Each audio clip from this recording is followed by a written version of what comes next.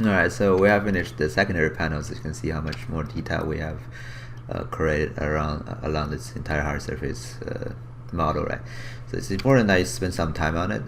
This took me around like 20 minutes or so to go through all the different parts.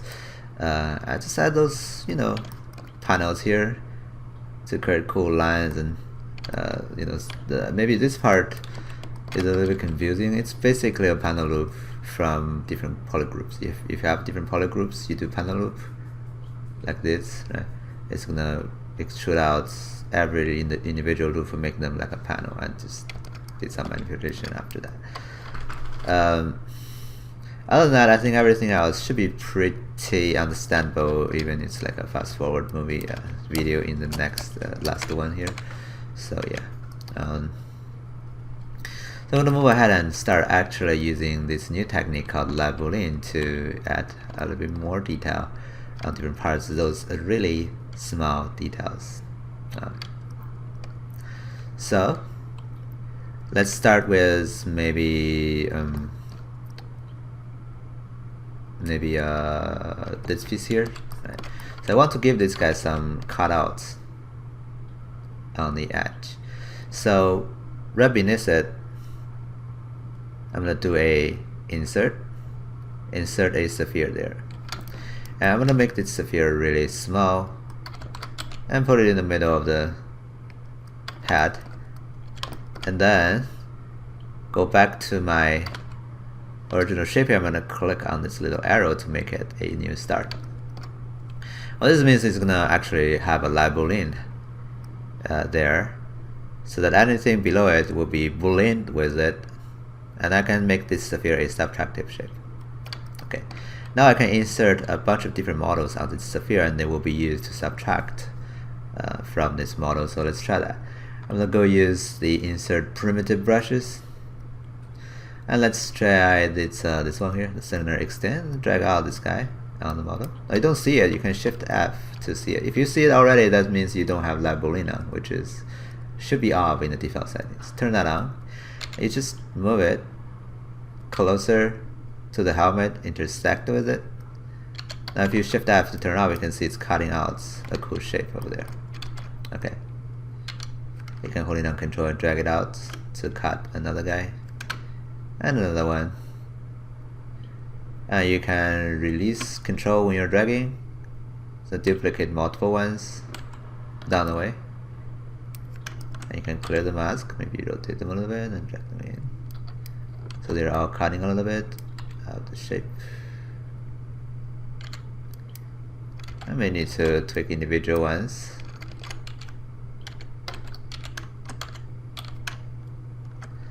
I guess I have to do a auto group for that, so that I can go to move and Control click on it to mask everything else, so you can just tweak one of the guys.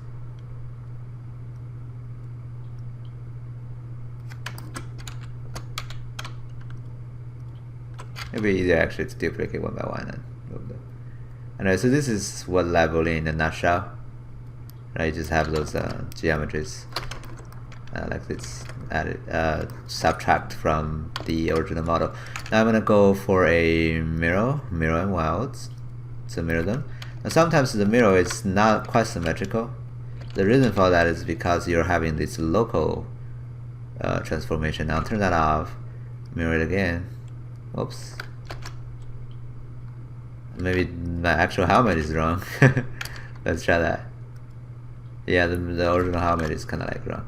So I'm gonna go for a mirror and wild to make this helmet correct, and then go back to my model here and do one more mirror and wild to have that little cutout and do mirror to the other side. I have a little line here in the middle. It's a little annoying here. So let's see. I probably just smooth it out. We're dealing with simpler geometry, as you can see. Look at the topology, you can see it's like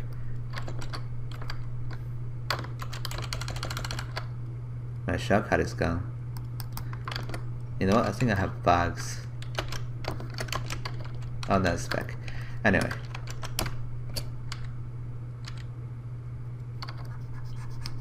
Smooth that out.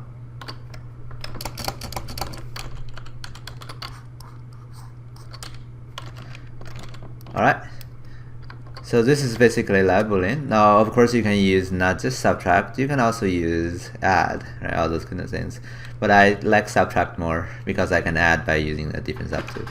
So I'm gonna go ahead and add maybe a little bit more other tools. Maybe you can go ahead and insert primitives, use maybe one of the cylinders, right? Kind of holding down Alt and drag out here, actually on this guy.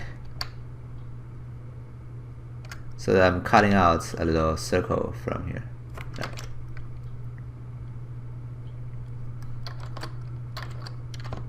Now just be aware that labeling is expensive. If you have too much, it's gonna freak out. Oops. And get slow. Not freak out, but gets really slow. So that you kind of wanted to convert it when you are having enough. So I'm gonna go inside of this guy and smooth it out. It's dynamic mesh inside, so I should be able to clean it out. Labeling have some limitations, like I can cut things out, but I don't have a Boolean there. Sorry, a bevel there, so probably need to deal with that later on. So that's one of the little downside of labeling, though, because of the. There is a way you can try that, which is, let me actually do it here. I'm gonna go again back to the cylinder here and just keep adding stuff using insert brush on this cylinder to cut out stuff from my model on the top. So I have a little cylinder, drag it out here, right?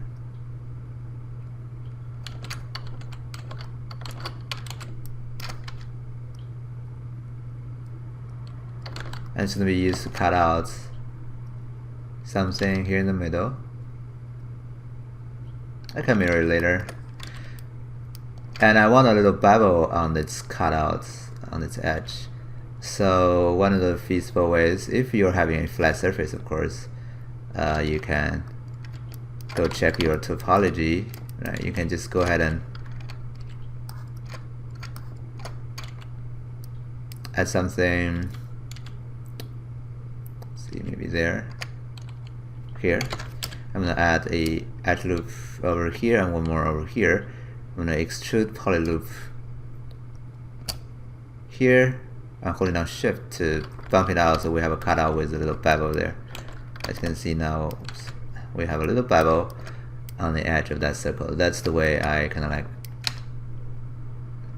try it, and sort of works to cut out a little bevel there too. As you can see, you can control how much you want. Okay.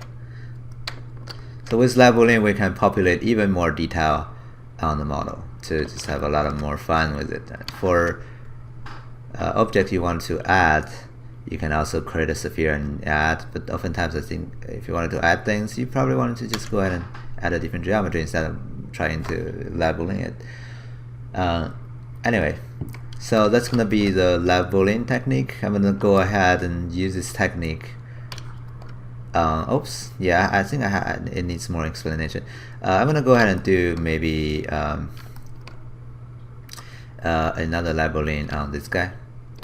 But this guy, because it's below that original labeling I have earlier, which is over here, right?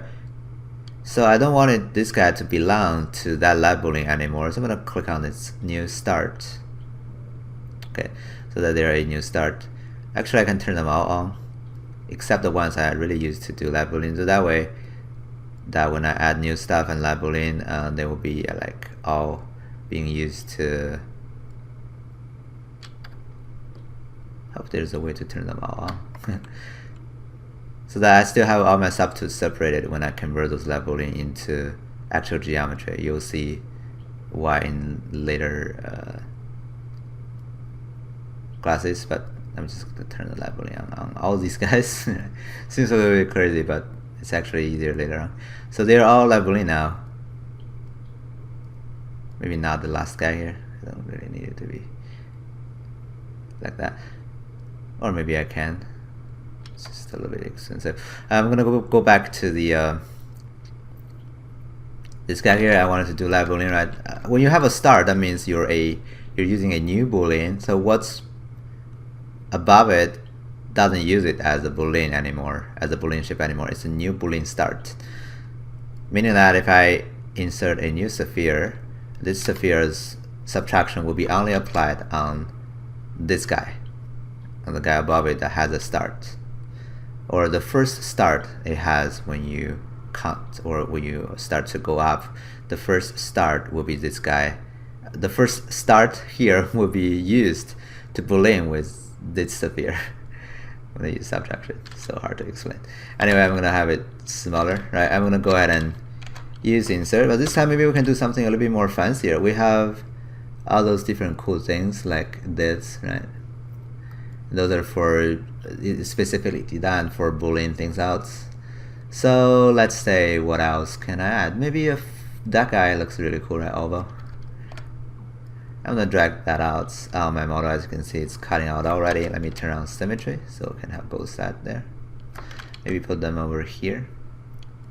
And after you're done, you can drag them up. Okay. And maybe two divs, so drag them out. You can see how fast we can populate details now with live Boolean technique. I'm gonna use this guy. Doesn't feel like it's fitting with my concept. Maybe something else. This guy here. Put them over there. Drag them over to this surface. If it's easier, you can turn on the wireframe to really visualize it.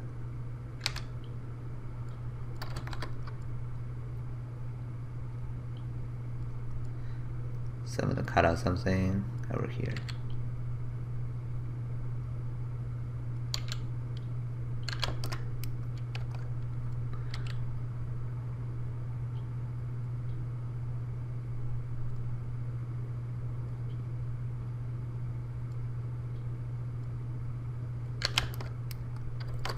Live Boolean will get slow later on, so but you can still handle it. Can still handle a lot.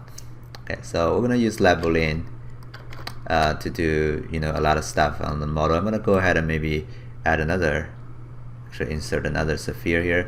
Make this sphere also really small. This new sphere will be an additive shape. If I wanted to do that, I can of course do this. So I can change this to add shape, right? It's below this guy again, so we have a new add shape. Whatever we add in here will be used as a additive shape. So I can go here and choose that guy, turn on symmetry, and pull this guy out. Should turn on symmetry. Smaller. Right, I'm gonna drag out something. I actually just need one in the middle. It doesn't allow me to do that.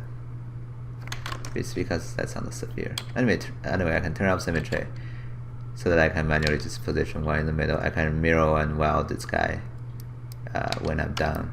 So this is a additive shape, meaning that they are gonna be fused together also, but in an added way.